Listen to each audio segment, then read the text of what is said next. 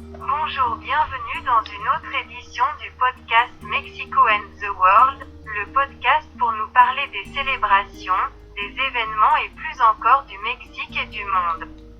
À cette occasion, nous allons parler du 31 mars, de quoi est célébré le Taco Day. Comme vous le savez au Mexique, le Taco Day est très important car en plus du fait que tout le monde les aime, il est si important dans notre pays qu'il reflète avec le fait qu'il y a toujours une taqueria près de chez vous, alors comme on dit, il y a presque une taqueria à chaque coin de rue. Aussi à cause du type de nourriture que nous avons au Mexique, c'est si important pour notre alimentation, ça arrive même partout dans le monde parce que, par exemple, vous pouvez même trouver dans des pays comme les États-Unis, au Canada, en Europe, etc. Des restaurants de cuisine mexicaine qui vous proposent des tacos. Ce qui est curieux, c'est qu'ils n'ont pas le même goût même s'ils sont utilisés dans les mêmes ingrédients pour des raisons culinaires qui existent, que les chefs savent que la cuisson des aliments et leur préparation, par exemple celles du bétail, sont différentes dans un pays que dans l'autre et toutes ces questions qui, comme je vous le disais, seuls les chefs savent qu'elles sont très importantes pour le Mexique le Taco Day et que vous pouvez vivre comme je vous le disais pratiquement partout dans le monde parce que presque partout dans le monde vous peut trouver un restaurant de cuisine mexicaine qui vous propose des tacos. N'oubliez pas qu'il existe de nombreuses variétés de tacos. On peut en trouver al pastor, de carnitas, steak, etc. Curieusement, ici au Mexique les gens mangent 4 tacos par personne en moyenne, comme vous pouvez le voir. Cela est quelque chose de très quotidien et qu'au Mexique nous avons beaucoup d'amour pour cela. À nos questions culinaires, comment sont les tacos, alors n'oubliez pas de goûter leurs délicieux tacos à la fois au Mexique et dans le monde, et si vous pouvez venir les chercher précisément ici. Quand je suis allée au Mexique, il ne fallait pas les rater. Tu verras qu'ils les aimaient beaucoup. Changeant de sujet, nous avons que le 1er avril, la journée internationale du plaisir au travail est célébrée, oui, comme vous l'entendez.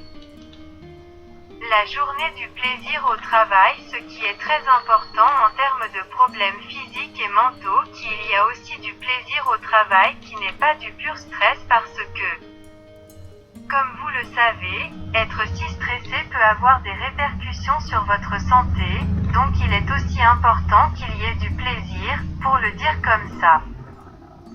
Ça se fait là-dessus jour pour que le personnel ne soit pas si stressé et puisse bien performer et n'ait aucun effet ou conséquence sur votre santé. C'est pourquoi il existe des entreprises qui, comme vous le savez déjà, vous donnent même de nombreuses libertés au travail. Que vous pouvez porter vos propres styles de vêtements, que vous pouvez porter vos gadgets, que vous pouvez emmener votre chien, que vous pouvez vous accorder vos pauses, que vous pouvez travailler soit à un bureau, soit dans une chambre ou bref, il y a déjà beaucoup de flexibilité dans ce sens justement pour que le travail n'est pas si fastidieux en routine ou est stressant, et c'est au Mexique et partout dans le monde.